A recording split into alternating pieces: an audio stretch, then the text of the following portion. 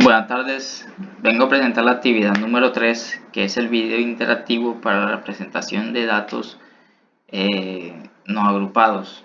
En primera instancia, utilicé el entorno de desarrollo Visual Studio e importé las siguientes librerías para manejar datos. Para leerlos, utilicé Pandas, utilizando el alias PD. Para crear gráficos estáticos 2D, utilicé de la biblioteca Matplotlib la clase de PyPlot. Y para hacer gráficos estadísticos un poco más atractivos, ya sea 2D o 3D, utilicé Seaborn utilizando el alias SNS. Y para estandarizar las variables de Scalier, utilicé la función de la clase de preprocesamiento, incluyendo la función para estandarizar los datos, haciendo que la media esté en 0 y la desviación en 1. Para reducir la dimensión del conjunto de datos a tratar, dado que tiene bastantes columnas, bastantes características, utilicé de la biblioteca Scalier, utilicé la clase de decomposición importando la función PCA. Ahora bien, para el algoritmo de clustering utilicé la biblioteca Scalier, agregando la clase de cluster para la observación en cada grupo, minimizando la distancia del centroide, importando la función camins.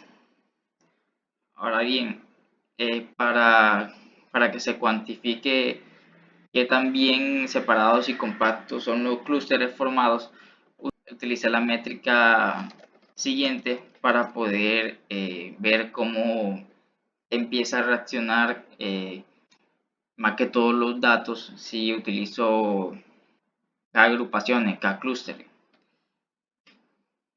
Ahora bien, utilizando una variable para almacenar la dirección de donde tengo el conjunto de datos, que este conjunto contiene información fisioquímica y sensorial de vinos blancos portugueses, alrededor de 4.900 muestras. Lo descargué utilizando la plataforma UCID, que es bastante conocida para el Machine Learning. Utilizo Pandas para poder leer el archivo Excel y tengo que separarlo por punto y coma, dado que en lugar de la coma estándar está separado por el siguiente. Una vez hecho eso y utilizado la función head para poder visualizar, se puede ver las diferentes columnas que muestran las características de los vinos, y en este caso muestra la calidad dependiendo las diferentes características. Ahora bien, dado que la columna de calidad no es necesario para poder hacer los agrupamientos, entonces la dropeo en la siguiente variable, solamente quedando las siguientes columnas, quitando la columna de calidad. Ahora bien, utilizo en un objeto, utilizo la función para estandarizar. Creo un objeto scalar de la clase standard scalar de scikit-learn para poder aplicar más adelante aplicar la normalización de los datos. Y en una variable, en un objeto, agregar la característica ya escaladas. Ahora bien, se aplica en este objeto, se aplica el análisis del componente principal para reducir la dimensionalidad de los datos. En este caso, en n componentes siendo 2. Y después, Fit Transformers ajusta el análisis de componentes a los datos escalados y transforma los datos originales en este nuevo espacio. Ahora bien, se crea una lista vacía para después utilizarla y rellenarla a medida que se evalúa qué cantidad de clústeres de 2 a 10 es el más adecuado para agrupar los datos escalados mediante la librería de clustering.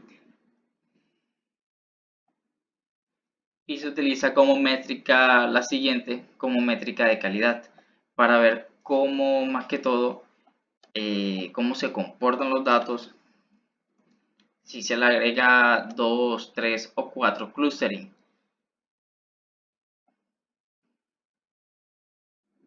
Una vez ejecutado el código, podemos ver cómo empieza a interactuar dependiendo del número de clusters, y podemos observar que de 3 a 4 empieza a haber un codo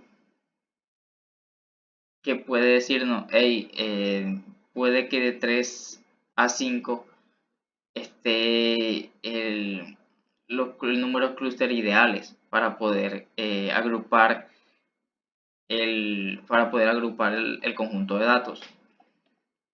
Elegí la cantidad de clústeres 3.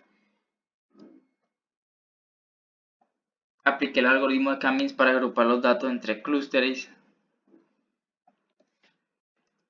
Y una vez ejecutado, podemos ver utilizando Matplotlib cómo se agrupan utilizando tres clústeres. Pero por ejemplo, si pruebo con 4, ¿cómo reaccionaría?